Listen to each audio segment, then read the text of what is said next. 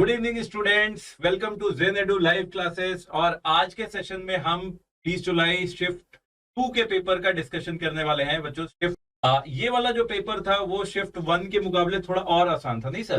सुबह वाला जो पेपर थोड़ा तो मॉडरेट था, बट ये काफी आसान कुछ क्वेश्चन लेंदी थे, लेकिन इसमें तो क्वेश्चंस काफी सिंपल और शॉर्ट लग रहे हैं। हाँ। देखिए जरा इस पेपर को हम। कितने क्वेश्चन मिले?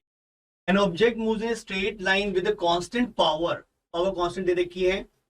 Find a relation between distance varies with time t, means distance और टाइम में रिलेशन निकालनी है हमें। एक्चुअली क्वेश्चन जो हमें मेमोरी बेस्ड स्टूडेंट से मिले हैं, तो हो सकता है इसमें कुछ गड़बड़ भी हो, लेकिन हम ये मान के चल रहे हैं कि जो इन्फॉर्मेशन आई है वो सही है, उसके अकॉर्डिंग हम क्वेश्चन को डिस्कस कर रहे हैं।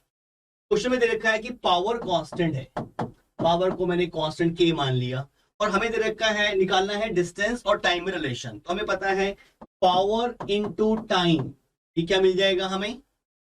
पावर इनटू टाइम इक्वल हो जाएगा काइनेटिक एनर्जी के, क्योंकि वर्क के इक्वल होगा। Power is rate of doing work, time से डिवाइड मल्टीप्लाई किया तो work is equal to change in kinetic energy.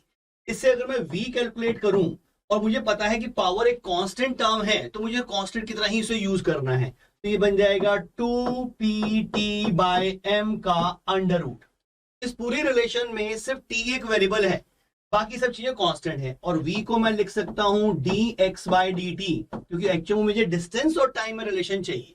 तो डिफरेंशियल इक्वेशन तो बन चुकी है, सिर्फ वेरिएबल सेपरेट करके इंटीग्रेट करना है। dx यही रहने दिया, कांस्टेंट को अलग कर दिया, 2p/m into under root t means t की पावर हाफ इंटू dt को राइट में ले गए, दोनों तरफ इंटीग्रेट करें। तो यहाँ पे x और t की रिलेशन बेसिकली हमें निकालनी है, किस तरह से वेरी कर रहा है।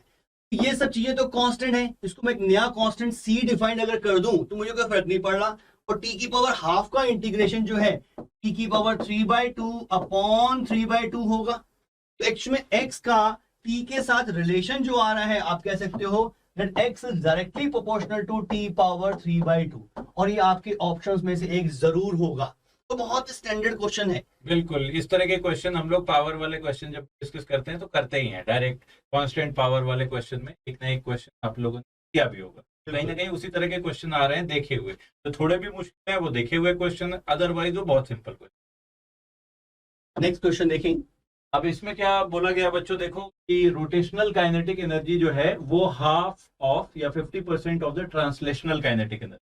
रोटेशनल मतलब सेंटर ऑफ मास के about rotation, half ICM into omega square जो है वो। और ये मानते हुए बच्चों चला जा रहा है कि ऑब्जेक्ट, देखिए अलग अलग ऑब्जेक्ट के लिए अगर स्लिपिंग वाली कंडीशन होती तो कुछ भी परसेंटेज आ सकता है, ये कहीं ना कहीं रोलिंग मानते हुए। ऑफ कोर्स पूरा पार्ट हम लोग क्वेश्चन का नहीं कर रहे हैं, कुछ चीज असम्पशन जो कि हम लोग साथ के साथ डिस्कस करते रहेंगे। तो रोलिंग मोशन हो रहा है कंडीशन को मानते हुए, हाफ ICM ओमेगा स्क्वायर। यहाँ पे ओमेगा स्क्वायर को मैं लिख सकता हूँ p²/r²। यहाँ पे ओमेगा को रोलिंग की ग्राउंड पे हुए p²/r² भी लिख सकता हूँ। That must be equal to, ये जो काइनेटिक रोटेशन वाली है वो ट्रांसलेशन की हाफ है। तो साइड में जो ट्रांसलेशन का मैं लिखूंगा तो लिखूंगा हाफ mvcm का स्क्वायर या v स्क्वायर, इसका हाफ ये तो हाफ से हाफ, तो ये तो यहां से देखोगे v स्क्वायर जाएगा, ICM will be equal to basically 1/2 mr²। अब भाई सेंटर ऑफ मास के about 1/2 mr² moment of inertia जो आता है, इसका एक डिस्क का भी आ सकता है और एक सॉलिड सिलेंडर का भी आ सकता है। ये दोनों ऑप्शन बनते हैं इस, है ना, इस हिसाब से तो हमारे ये दोनों ऑप्शन बन रहे हैं। अब क्या है, डिस्क, सॉलिड सिलेंडर और डिस्क दोनों में से एक ऑप्शन मेरे ख्याल से एक ही रहा होगा। हाँ, बाकी तो हमें बच्चों ने दिया है। हो सकता है कि कुछ एक्स्ट्रा इन्फॉर्मेशन दे रहे हैं जिससे हम ये चेक कर सके, लेकिन जो इन्फॉर्मेशन मिली है उसके अकॉर्डिंग तो ये दोनों ऑप्शन ही ठीक आ रहे हैं। नेक्स्ट देखें, a particle is doing SHM in x axis, distance x1 and x2 and velocity v1 v2, means x1 पे वेलोसिटी v1, x2 पे वेलोसिटी v2 रही होगी, इस तरह का होगा। Find the time period. तो एक बहुत सिंपल सी रिलेशन SHM में आपने पढ़ी है, position means displacement from the mean position, और वेलोसिटी के बीच में आपने पढ़ा है v is equals to omega under root of a² minus x²। Omega is angular frequency, a is amplitude, particular SHM का फिक्स है, x वेरी करेगा तो v वेरी करेगा, मींस पोजीशन चेंज होगी तो वेलोसिटी चेंज होगी। तो दो डाटा मुझे दे रखे हैं, x1 पे वेलोसिटी v1 है और x2 पे v2 है, जस्ट डाटा पुट करना है हमें। यहाँ पे हम स्क्वायरिंग भी कर दें, थोड़ा सा इजी हो जाएगा। स्क्वायरिंग करके मैं पहला डाटा पुट करूं तो v1 square is equals to omega square into a square minus x1 square, और दूसरा डाटा है x2 पे v2, यानी कि v2 square is equals to omega square into a square minus x2 square. अब देखो दो इक्वेशन मिल चुकी और इसमें दो ही अननोन है, a एंड ओमेगा। हमें निकालना है टाइम पीरियड, और टाइम पीरियड हमें पता है कि ओमेगा से निकल गया तो टाइम पीरियड आराम से मिल जाएगा। ओमेगा और टाइम पीरियड में रिलेशन होती है omega is equals to 2 pi by T या T is equals to 2 pi by omega. Ultimately हमें इसमें से a को एलिमिनेट करके ओमेगा निकालना है, या हम पहले ओमेगा को एलिमिनेट करके a निकाल के पुट कर दें और फिर ओमेगा निकाल लें, जैसा भी आप करना चाहो। लग रहा है आसान, लग रहा है कि डिवाइड करेंगे तो ओमेगा कट जाएगा, a मिल जाएगा, और a डायरेक्ट निकालना है तो ओमेगा को इधर ले जाकर फिर सब्ट्रैक्ट कर दें, जैसा भी आप इन इक्वेशन को सॉल्व करना चाहो। तो एक मेथड हम लेके चलते हैं, ओमेगा स्क्वायर को मैं इधर ले जाता हूँ। तो पहली क्वेश्चन मिल जाएगी v1 square upon omega square is equals to a square minus x1 square. दूसरी आ जाएगी v2 square upon omega square is equals to a square minus x2 square. मुझे a स्क्वायर को एलिमिनेट करना है, इस इक्वेशन में से ये इक्वेशन मैंने सब्ट्रैक्ट कर दी। लेफ्ट हैंड साइड में आएगा v1 square minus v2 square upon omega square, और राइट हैंड साइड में आएगा x2 square minus x1 square. Subtract कर रहे हैं तो साइन चेंज हो जाएगा। ओमेगा की वैल्यू आ जाएगी v1 square minus v2 square upon x2 square minus x1 square का अंडर रूट। ठीक, और ओमेगा क्या है? Omega is 2 pi by T. Ultimately T क्या मिल जाएगा? टी मिल जाएगा 2 pi upon this, means 2 pi under root of x2 square minus x1 square upon v1 square minus v2 square. ये आ गया टाइम पीरियड। हो सकता है ये उल्टा दे रखा हो, x1 square minus x2 square upon v2 square minus v1 square. बात एक ही है, नेगेटिव साइन नीचे ऊपर से कॉमन लेके कैंसिल कर देंगे। एक बहुत बेसिक से फॉर्मूले पे बेस्ड एक क्वेश्चन था, तो बहुत ही इजी था, सिर्फ थोड़ा सा कैलकुलेशन का पार्ट था। ठीक, क्वेश्चन है इस क्वेश्चन, ये भी क्वेश्चन बच्चों रिलेटिव वेलोसिटी जैसे ही आप लोग करते हो तो कहीं ना कहीं क्वेश्चन जरूर आपके दिखा होगा, किसी दिखा होगा। स्टैंडर्ड टेक्स्ट बुक के क्वेश्चन है और क्लास में भी कराए जाते हैं बच्चों। A boy can climb on an escalator at rest in time t1। Escalator रुकी हुई है और तब वो एस्केलेटर की लेंथ मान लो l है, वो t1 टाइम में एस्केलेटर को पूरा चढ़ जाता है। तो रिलेटिव में कॉन्सेप्ट यही होता है, जब बोल देना कि ये वाली चीज रेस्ट पे, इसका मतलब आप इसके रेस्पेक्ट में मोशन की बात कर रहे हो। Velocity of boy with respect to escalator जो है वो क्या होगी? डिस्टेंस ट्रेवल्ड, वो मान लो एस्केलेटर की लेंथ है capital L, divided by time taken t1, वो ये हो जाएगी। ठीक है, और ऐसा है कि सेकेंड लाइन में क्या बोला जा रहा है? An escalator can move up with the boy at rest.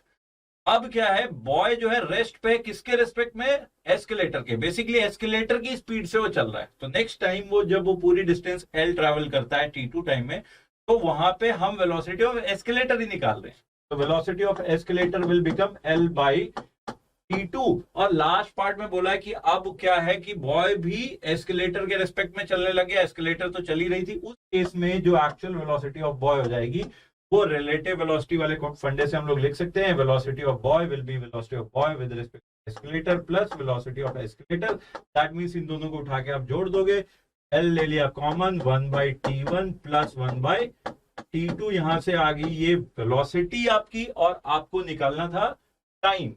ठीक है, टाइम पूछा गया है, तो भाई टाइम जो आ जाएगा नेक्स्ट केस में, वो टाइम t बराबर जितनी डिस्टेंस ट्रेवल करनी है L by velocity of boy. ये वाला पूरा टर्म, ये वाले टर्म को आप यहाँ पे लिखोगे तो L यहाँ से आ जाएगा ऊपर में t1 प्लस t2, नीचे में t1 इंटू t2, जो कि इवेंचुअली ऊपर चला जाएगा, L से L कैंसिल हो गया। तो time taken will be basically t2 by t1 plus t2। I am sure बच्चों जितने लोगों ने आपने थोड़ा भी मेहनत से पढ़ाई करी है, आपको ये क्वेश्चन का आंसर तो कहीं ना कहीं शायद याद ही रहा हो। बिल्कुल, ये क्वेश्चन जर्नली असाइनमेंट्स में होता है कि आपने जरूर पहले से कर रखा होगा। नेक्स्ट है the box of mass m is accelerating upward at an incline of 30 degree, means इसका angle of inclination दे रखा है 30 degree. Friction coefficient between the box and the inclined plane is root x by 5. Time of ascent of half is half. अच्छा, time of ascent is half of the time of decent.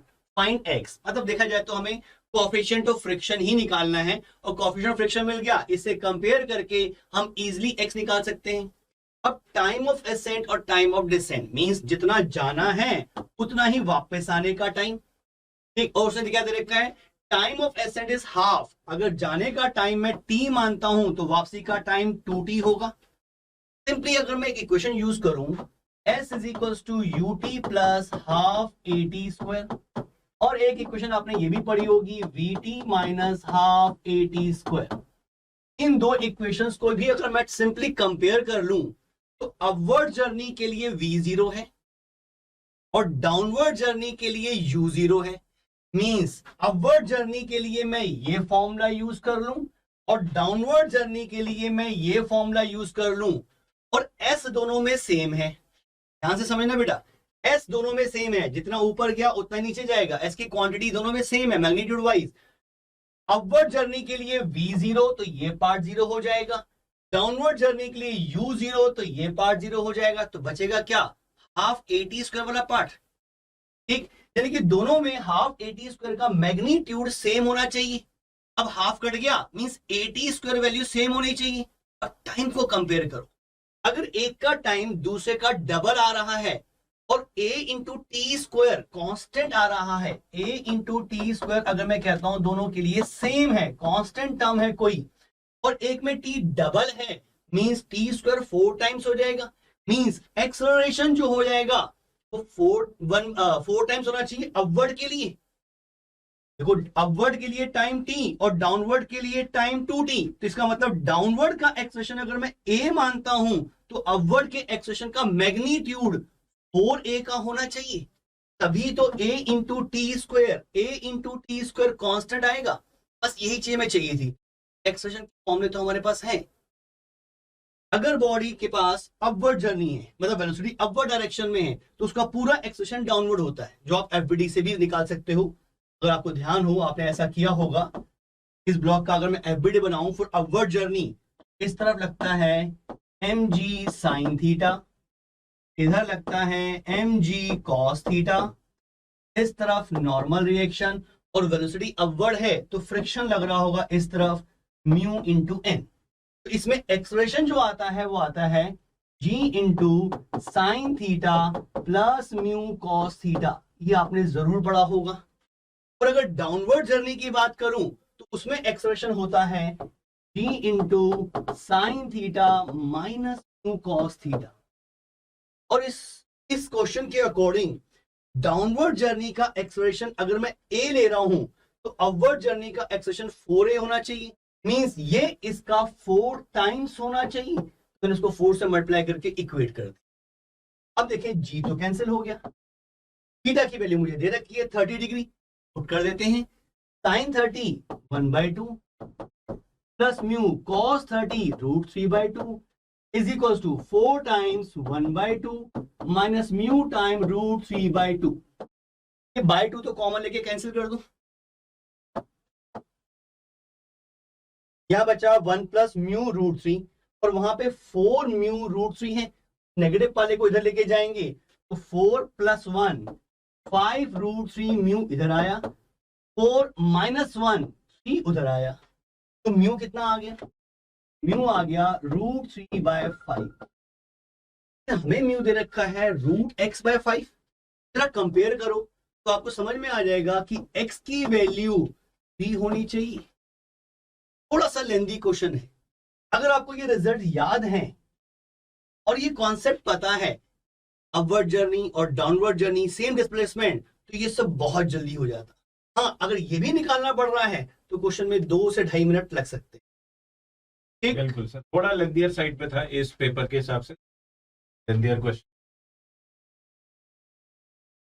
अच्छा बच्चों, इस question का पहले मैं मतलब समझा देता हूं कि इस कॉन्टेक्स्ट में, ग्रेविटेशन के कॉन्टेक्स्ट में कहीं ना कहीं केपलर्स लॉ वाली बात करी जा रही है कि अगर किसी सैटेलाइट का जो रेडियस है इसमें वो घूम रहा है, वो रेडियस एक बार अगर r है और एक बार 1.02 r है, तो r से 1.02 r आने में बेसिकली टाइम पीरियड में कितना परसेंटेज का डिफरेंस आ जाए। तो ये एरर वाला क्वेश्चन हो गया। इसके लिए आपको ये रिलेशन बच्चों याद रहना चाहिए, T square is proportional to R cube होता है, या आप बोल सकते हो T is proportional to R की पावर 3/2।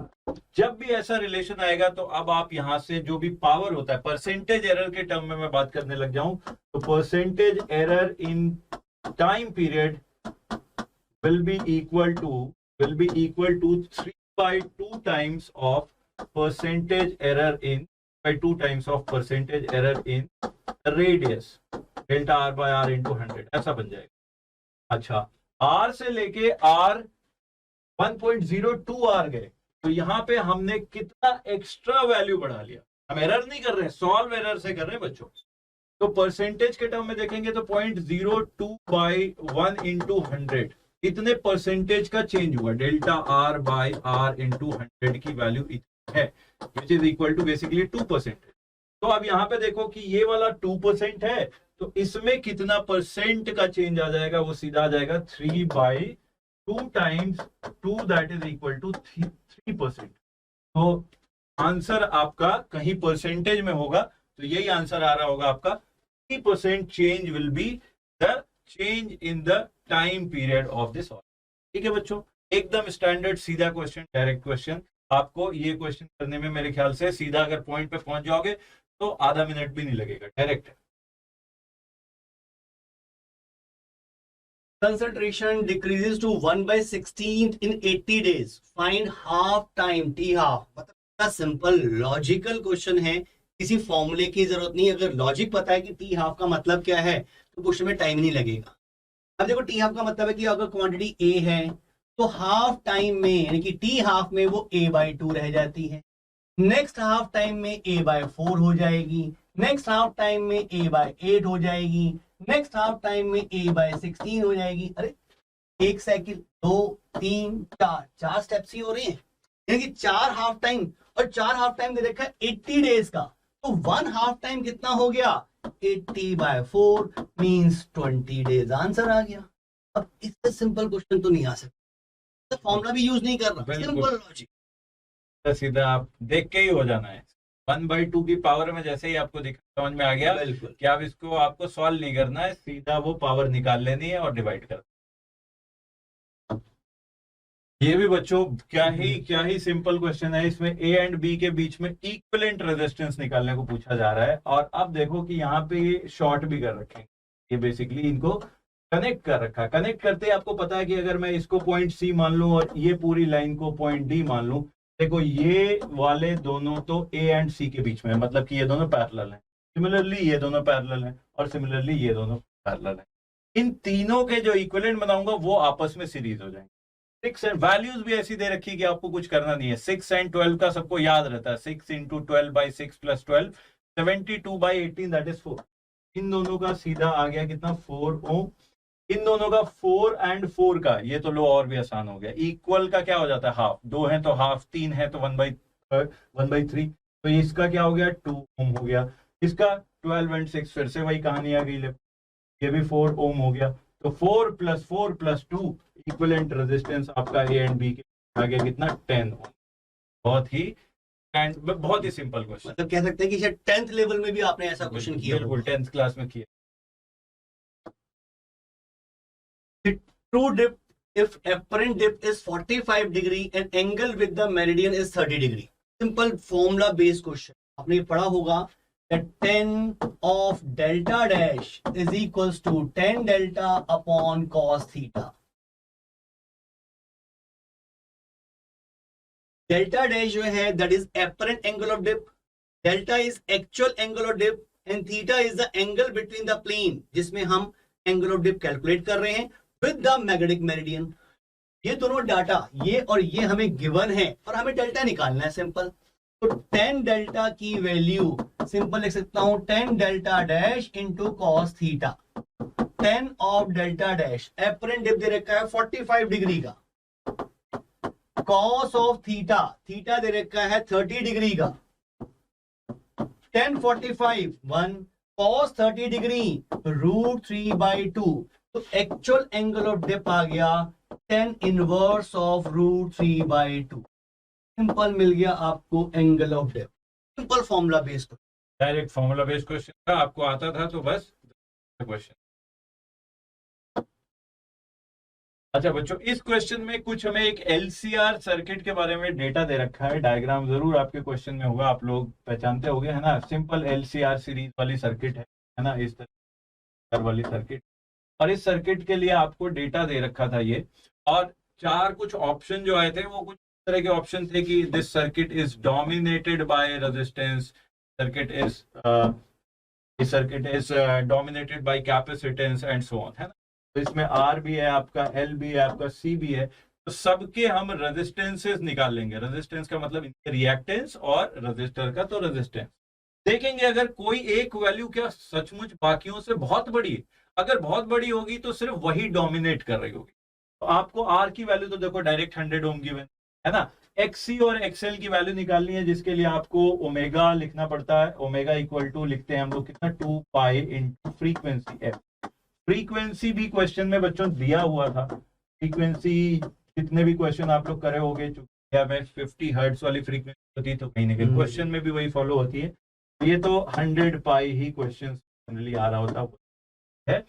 आप टी की वैल्यू बहुत छोटी है, इससे ही देख के आपको लगेगा कि कैपेसिटिव रिएक्टेंस बहुत बड़ा होने वाला। XC will be equal to 1 by omega into C. Omega की वैल्यू हो गई 100 पाई, और ओमेगा इंटू सी की वैल्यू जो पिको फैरेड में है, तो ये 10⁻⁻13। तो अगर इसका सिर्फ ऑर्डर बच्चों देखें तो ये 10⁻11 बाई पाई आ रहा है, अप्रोक्सीमेटली 10 की पावर 10 की रेंज में कहीं ना कहीं आ रहा है। 3 पॉइंट समथिंग इंटू 10⁻10, बहुत बड़ी वैल्यू आ रही है ओम्स में, और इस रेजिस्टेंस से तो एटलीस्ट बहुत ही ज्यादा बड़ी दिख रही है।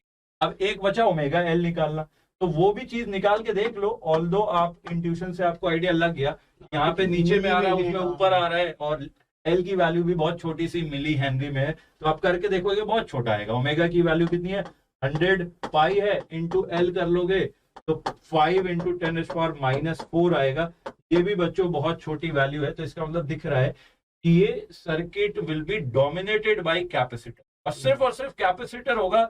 तो अब क्वेश्चन में एक तो डोमिनेशन वाला पार्ट था, और एक पार्ट शायद फेज एंगल का था, वो भी दिख गया कि फिर 90 डिग्री हो जाएगा। सिर्फ कैपेसिटर हो या सिर्फ इंडक्टर हो तो फेज एंगल 90 का ही 90 डिग्री। तो आप इन दोनों को बिल्कुल छोड़ दोगे। यही क्वेश्चन था, आपको बस वैल्यू पुट करनी थी, बाकी ऑप्शन आपको दिख जाते, कुछ ज्यादा नहीं था।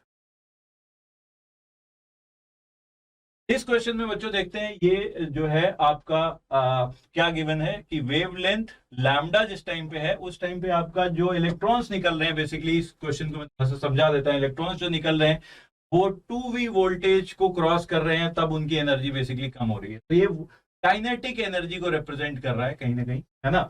तो इसके लिए अगर आप इक्वेशन लिखेंगे तो एक जनरल इक्वेशन लिखते हैं कि जो इलेक्ट्रॉन्स मैक्सिमम काइनेटिक एनर्जी लेके निकल रहे होते हैं, उनकी काइनेटिक एनर्जी को E टाइम्स V लिख सकते हैं, ये वाला वोल्टेज है ना। जनरल में फॉर्मूला लिख रहा हूं EV। ये पार्ट मेरा क्या है, काइनेटिक एनर्जी की मैक्सिमम वैल्यू, जो कि बेसिकली इतने वोल्टेज को क्रॉस करने के बाद रुकता है, ठीक है। तो that will be equal to क्या होगा कि जितना हम दे रहे होंगे hc बाय लैम्डा, जितने एनर्जी का फोटोन हम देंगे, माइनस आपका जो कोफिशिएंट आ गया या जो कांस्टेंट हो गया, जिसको वर्क फंक्शन बोलते हैं। वर्क फंक्शन को हम W भी लिख सकते हैं, और बाकी आप थ्रेशोल्ड वेवलेंथ के टर्म में भी लिख सकते हैं, hc by let's say the threshold wavelength is lambda. तो एक ये जनरल रिलेशन हो गई, जिसके लिए दो डेटा आपको दे रखे हैं, और उन दो डेटा से आपको लैम्डा नॉट की वैल्यू, फर्स्ट केस में V की वैल्यू आपको 2v रखनी है, वेवलेंथ की वैल्यू लैम्डा रखनी है। फर्स्ट केस के लिए हो जाएगा E into 2v, so 2ev equal to hc by lambda minus h by lambda naught. और सेकेंड केस में बच्चों, सेकेंड केस में voltage is and wavelength is, अच्छा वेवलेंथ बच्चों किस एक पार्ट में वेवलेंथ अलग दिया हुआ था, क्योंकि wavelength lambda end voltage 2v है, और यहाँ पे फिर से वेवलेंथ लैम्डा ही रहेगा, तो ऑफकोर्स कुछ भी चेंज नहीं होता। ये वेवलेंथ शायद से जहां तक मुझे याद आ रहा है 2 लैम्डा है। एनीवेज मैं 2 लैम्डास के के लिए सॉल्व करता हूं और इसको एक बार देख लेंगे कि प्रोसेस एटलीस्ट क्लियर हो जाएगा, ठीक है। तो नेक्स्ट वाले में हम करेंगे तो यहाँ पे वोल्टेज 3 हो जाएगा, तो 3EV will be equal to HC by 2 lambda minus HC by lambda naught. अब इन दोनों को उठा के सॉल्व करना है हमें, लैम्डा की वैल्यू लैम्डा नॉट के टर्म में निकालनी है, तो अल्टीमेटली हमें ये V वाला पार्ट कैंसिल आउट करना है। कैसे करें, तो इस वाली इक्वेशन को 3 से मल्टीप्लाई कर दो, इस वाली पूरी इक्वेशन को 2 से मल्टीप्लाई कर दो, सब्ट्रैक्ट कर दो, -6 हो गया 0। यहाँ पे 3HC बाई लैम्डा माइनस आ जाएगा, माइनस में 2HC by 2 lambda, that is actually equal to HC by lambda, तो -1 यहाँ पे आया, 3 - 1 that is HC by lambda. Minus में यहाँ पे देखो कितना आएगा, 3 ओके -1 2HC बाई लैम्डा, ये फर्स्ट टर्म आ गई। सेकेंड वाले में करोगे तो -3HC बाई लैम्डा और यहाँ पे -2 है, तो -3 और +2, तो माइनस में 1 रह गई, माइनस में HC by lambda naught equal to 0। और यहां से अगर सॉल्व करोगे तो लैम्डा नॉट की वैल्यू आ रही है लैम्डा बाई 2। थ्रेशोल्ड वेवलेंथ जो आ रहा है वो लैम्डा बाई 2 आ रहा है, इतना वेवलेंथ आपका थ्रेशोल्ड है। ये वाली वैल्यू बच्चों हो सकता है कि कुछ भी हो आपके क्वेश्चन में, बट प्रोसेस यही था, करना यही था, क्योंकि हमें तो बच्चों से मिले हैं तो हो सकता है कहीं पे गड़बड़ हो, लेकिन अगर डाटा ये है तो उसके अकॉर्डिंग ही है। आपका डाटा जो होगा उसके अकॉर्डिंग आप डाटा पुट करके दो लीनियर इक्वेशन सिंप्लीफाई कर देंगे बस। 2 mercury drops of radius r coalesce to form a single drop, then ratio of this total surface area before and after is। अब हमें तो ये क्वेश्चन फिजिक्स का लगा भी नहीं, बट बच्चों ने भेजा है तो हमने ले लिया। ये क्वेश्चन फिजिक्स इसमें तो कुछ नहीं पूछी, तो इसमें क्या कर रहे हैं, सिंपल वॉल्यूम को इक्वेट कर रहा है हमें। तो हम कह सकते हैं कि अगर उनका रेडियस r है तो उनका वॉल्यूम होगा 4/3 पाई r क्यूब का डबल, 2 का मिलाकर उसको एक सिंगल ड्रॉप में कन्वर्ट कर दिया और उसका रेडियस मान लिया r डैश है, तो 4/3 r डैश का क्यूब, तो वॉल्यूम तो सेम रहेगा। और सरफेस, और हमें रेशियो निकालनी है single drop, then ratio the total surface area before and after, total surface area. पहले तो हम रेडियस की रेशियो निकाल लेते हैं, यहाँ पे 4/3 पाई कैंसिल किया तो r डैश की वैल्यू आ गई है क्यूब रूट ऑफ r। अब सरफेस एरिया की रेशियो निकालनी है किसकी, बिफोर एंड आफ्टर। तो बिफोर सरफेस एरिया होगा 4 पाई r², एक ड्रॉप का, दोनों का करना है, टोटल ये आ गया, अपॉन फाइनल आफ्टर क्या होगा, वो आ जाएगा 4 पाई r डैश का स्क्वायर। 4 पाई तो कैंसिल हो गया, ये रेशियो हमें निकालनी है। यहाँ पे आ रहा है 2r² अपॉन r डैश का स्क्वायर, और r डैश की वैल्यू तो मेरे पास है, तो डाटा पुट करना है इसका स्क्वायर, तो 2 की पावर 2/3 r² कैंसिल, और पावर देखो 1 - 2/3, तो आंसर आ गया 2 पावर 1/3। फिर होता है मैथ्स का क्वेश्चन है, क्लास 10th में मेंस्ट्रुएशन वाले पार्ट आ रहे होते थे, वही मेंस्ट्रुएशन वाला पार्ट ही है बिल्कुल। अगेन ये वाला क्वेश्चन बच्चों बिल्कुल थर्मोडायनेमिक्स के जो भी क्वेश्चन आए बहुत ही डायरेक्ट, बहुत ही बेसिक, सिंपल है। इसमें वर्क डन निकालना है, एरो चलो बना लेते हैं डायरेक्शन में, है ना, पॉजिटिव हो जाएगा उससे। डायग्राम दे रखे हैं और लेबल भी कर रखा है, और ये बता रखा है कि दिस इज एन आइसोथर्मल। तो आइसोथर्मल प्रोसेस के लिए वर्क डन का फॉर्मूला तो बच्चों आप लोगों को याद रहना चाहिए, nRT ln V final by V initial, ये करना होता है। इनिशियल वॉल्यूम 2 है, जो भी इसकी यूनिट हो SI में आई बिलीव होना चाहिए, और फाइनल वॉल्यूम 4 है, तो final by initial will be equal to 4:2 ln2 आ जाएगा यहाँ से। अच्छा, नंबर ऑफ मोल्स, टेम्परेचर, ये सब नहीं पता है। nRT तो भाई P1 V1 के बराबर भी होगा, और P2, ये तो आइसोथर्म पे जा रहा है, तो P1 V1 will be equal to P2 V2 and that must also be equal to nRT। यहाँ से nRT की जगह ऐसा करते हैं कि किसी एक जगह का 400 × 2 ले 800। अब यूनिट्स का आपको ख्याल रखना होगा कि ये लीटर में है, मीटर क्यूब में है, या किस में है, उसके हिसाब से कर लेना आप।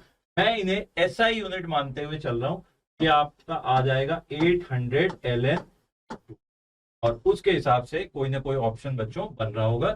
तो यही है मेरे ख्याल से नंबर पे हमारे पास आए हैं। तो थैंक यू बच्चों, और हम लोग को देखते रहिए, हमारे चैनल पे और भी सीरीज आ रही है। हम लोग के नीट में आप लोग के जो भी प्रिपरेशन कर रहे हैं, नीट का हमारा कोर्स चल रहा है नीट में हमारे साथ अभी, अगले जब तक नीट का पेपर है तब तक रोज क्लासेस लगती रहेंगी। नीट पर जीत के नाम से है, यूट्यूब पे लाइव आ रहा है। Thank you. Thank you.